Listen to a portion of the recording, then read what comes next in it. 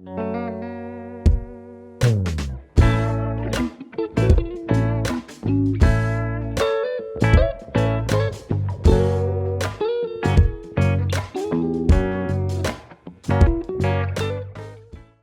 guys, it's the Chloe Bro, or just Chloe, just call me Chloe.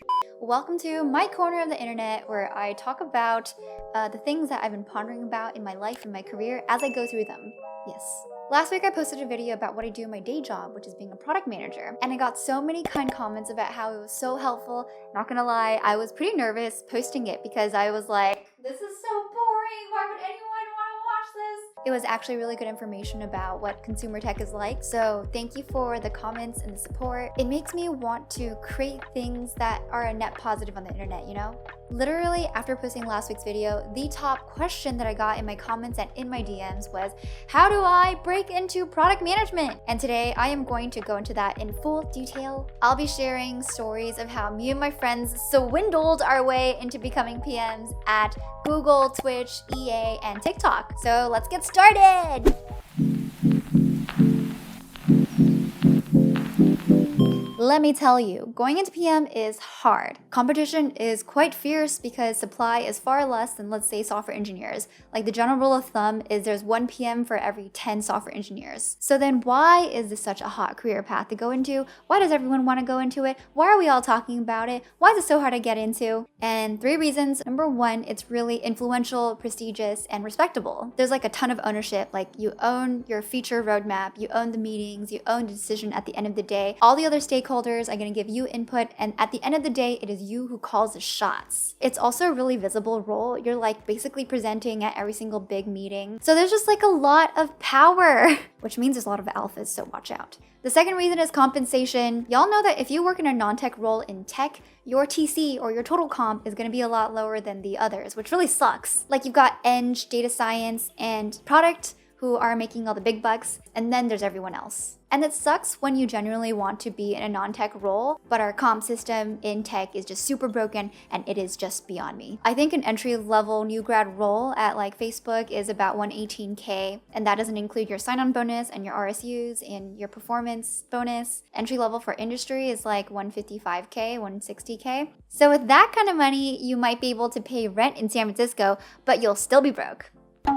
The third reason is that there's really high growth. You get to build really transferable skills as a PM, so if you ever want to do anything else, it is really good for you. One of the most common next steps for PMs, if you're not going to be like a head of product or a director of product, it is to be a founder or a CEO. A lot of people think being a PM is like being a mini CEO of a product. Like, that's true to an extent, and there are plenty of PM turned CEOs that make great examples. So the growth potential is very high, the talent pool is very strong, and it's a very big role because the scope is just massive. Here is a clip of my friend Mohsin, who is a PM at Google, and these are his thoughts about product management. The best product managers are those who have the minds of an engineer, the heart of a designer and user, and the speech of a diplomat.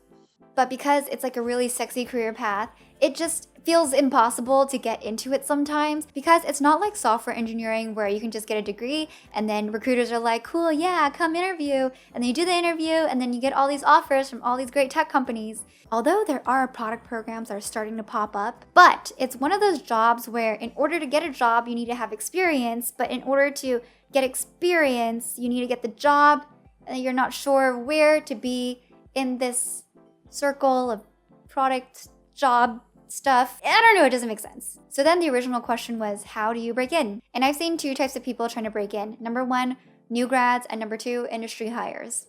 All right, let's talk about the new grad first. Hello, new grad or college student. You may have a STEM degree or like econ or liberal arts.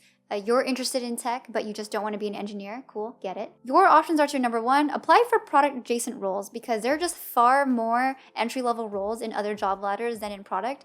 Number 2, you can join product school or a product program, something like that, but I don't really have much experience and it's really expensive, so I can't really speak to that. And number 3, apply for the Associate Product Manager or Rotational Product Manager programs at all the big tech companies. So I'm going to talk about this for a sec. These are really great programs, but they're just insanely competitive. Like, you definitely have to get referred. They only open up these programs like once or twice a year, and thousands of people all across the world apply for it at the same time, and only less than 1% of those applicants get in. Even if you pass all the interviews, if you just say something that's slightly less impressive than another candidate, you're just not getting the spot. Also, I think that the rule is that you can have up to like 4 years of industry experience and still be qualified to apply for the program. So if you're a new grad trying to apply for it, you might be competing with people who are already industry hires and who have experience in tech. I won't go too much in detail about the program because your girl did not get in. But I also found this glorious blog post by this guy named Kevin Wei. Kevin, who are you and why are you so great? Apparently this guy is like a product manager at IBM or something. That's what it says over here. And he summarized all of the top APM programs. So check out his blog post if that is what your goal is. It's a pretty impressive breakdown. Now, moving on to industry hires. If you are like the rest of us normal plebes, normal humans, we usually just switch in from another role. So then the question is, how do the rest of us get into product? And a lot of my friends and I have pretty diverse stories. I'll start by sharing a story of my friend Mohsin. He worked for Teach for America, then did consulting, then did business school at UC Berkeley, and then joined Google working in, I believe, finance. And that's actually where I met him. And then over time, he started to get really into the PM space and transferred internally. This process is called internal mobility. And it's actually a really tricky process to do, especially at FANG companies, because there's like a whole leveling system where you have to be a certain level to be eligible to even apply for an interview. And then you got to interview, and it's a very similar process to what external candidates actually go through. So it's like you don't get a huge advantage being an internal candidate sometimes. And also, even if you make the transfer successfully, sometimes you get down leveled. For example, at Facebook, you got to be IC5, so individual contributor level 5, to be able to transfer to the PM ladder. And once you make it, you get down ranked to IC4. And it shouldn't really change comp that much, but it's just like not a fun thing to go through. Anyways, Mohsin was able to successfully transfer internally, which is really hard, but I think that he was pretty prepared. He's had a lot of industry experience before and really understands what the product role really entails. He's also mentioned that he's worked with a lot of people, part of the APM, RPM programs, and even though they're really bright, competent people, I don't think a lot of them really understood the role of the product manager and became like soured by the experience and decided to quit afterwards. And so it just goes to show how complex the role can get for certain teams. But Mohsin was very well aware of what he was getting himself into. So that's Mohsin. Another story I have is of my friend Michael. So Michael actually was a product analyst at Electronic Arts, EA, and he's been wanting to be a PM for quite some time. He started to reach out to all the people he knew at work, and apparently he got ghosted a ton. And so he just kept asking people to mentor him or coach him or give him any advice. And finally, one person said yes to him and was able to coach him along the way and bring him in, introduced him to what projects he was working on, and then Michael was able to get his feet wet. And then when finally headcount opened on the team, the hiring manager had him in mind and he was able to transition in doing product. This whole process took him like 6 months from beginning to end. And that's usually how it goes. Not a lot of people have time to mentor you breaking into product management because like people are really busy in product. But I know Michael was really grateful and he wanted to pay it forward, and he actually mentored me going into product. So yay. But I think what's interesting about Michael's path is he focused in analytics. He also has a background in economics, and he really understood the relationship between human behavior and metrics and how they intertwine, how they reflect each other, and he really understood what levers to use when trying to move metrics. So then next I want to talk about my friend Kristen Chen. She is the director of product at SoundCloud, and I actually did a podcast interview with her about her entire career, about the lessons she's learned, about how she broke into product, all the challenges she's faced, all the doors that have closed on her, and then all the advice that she wants to give. So check that out if you're interested. But I want to show you a clip of her explaining her thought process of how she wanted to break into product. She actually started off her career in consulting and then worked at LinkedIn doing insights, and then transitioned to her first PM role at Twitch, and then to Pinterest, and then to SoundCloud. So yeah, listen to the segment. I gave myself 6 months to a year. So maybe at the end of 2016 or beginning 2017, I made up my mind and said, okay, I'm going to transition. I started out just conducting these informal interviews and coffee chats with people I network. I do this kind of 360-degree view of the role. So also I went and had coffee chats with product marketing managers or engineering managers. And, I read all the books I could find. I asked people for advice, and I was actually trying to understand, could I break into product directly from insights? I was wondering, do I need a software engineering background? Do I need to go to get a master's degree or MBA or go to coding bootcamp? Or what do I do? Do I take the General Assembly course? Do I go to product school? And I actually applied to a bunch of interviews before hitting up my network just to dip my toe in the water, get some practice. I got completely destroyed in the beginning. It was bad just on the phone. Nothing beats a real interview, right? Even though they were really rough and I definitely felt, embarrassed or ashamed, I was like, okay, let me keep my head up. I'm going to write down the question. I'm also going to ask the person and just be straight up, could you give me some feedback? How could I answer that better next time? What are you looking for? Some people will give you feedback. Some people can't just because of company policy, but I wrote down every single one of those questions and just practiced, and I take them to my PM friends and say, hey, how would you answer this? Teach me. And so I got my job at Twitch because my very good friend, Charmine, referred me to Twitch, and she was, I think she was in product there at the time and managing a team. And I was able to transition into Twitch as a senior product manager because they happened to have a role for an insights and data PM that matched my skill set really well. So something to take away from Kristen is that she actually specialized in insights and then became a senior PM working on insights at Twitch. Two things: you have your industry and you have your job. Normally, if you're trying to transition, it is much easier to stay within your industry and then become a PM within it. And then if you want to change industries, you can swap over. So if you work in fintech, it is just easier to try to become a product manager within fintech first before transferring to another industry as a product manager. And finally, we have my story.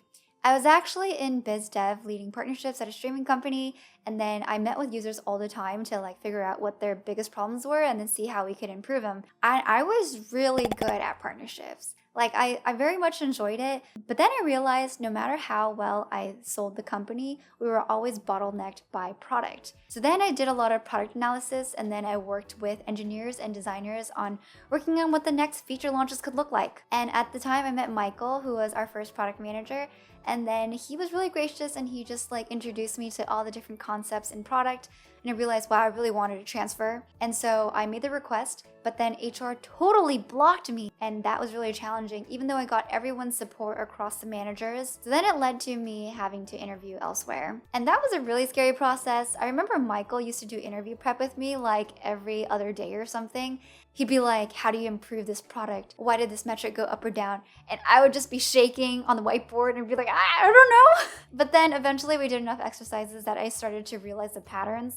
I did eventually get offers from smaller companies, but then I decided to join Facebook because I wanted to see what product looked like at a larger scale. I actually joined Facebook doing product development, which is not really a product role. It actually aligns with operations and reports up to Sheryl Sandberg, and it doesn't report to product. I also tried to transfer internally there. I was a really high performer. I got approval and support from my manager and my product director. I even got Devlu, who was the VP of product at Marketplace at the time, to sponsor me to join her org. But then I got blocked by HR again because of headcount reasons, and it was just so challenging. And they were like, well, maybe in 6 months. And so I was just like, I can't wait that long. And I know that 6 months doesn't sound long in the grand scheme of career and life, but I had been chasing this for a year and a half at this point. So I've been so tired of it, I just couldn't wait. So then I started interviewing again, and at the same time, I was trying to get as much PM experience as possible. I actually was doing contract work for a startup as a product consultant, and then I just bugged all the PMs that I worked with and asked them if I could help on any of the upcoming feature launches. And a lot of them were like, oh, I'll let you know, we'll see. But then eventually, after I've proved my worth, they gave me a few opportunities and I was able to be one of the PM leads on live online events, which is really cool. At the same time, I was also doing the interview thing a lot. I read all kinds of product books and did a ton of mock interviews with my PM friends. By the way, I do think that Decode and Conquer was the most useful book for interviews. And I also went on productmanagementexercises.com for interview questions. I think that's the right website.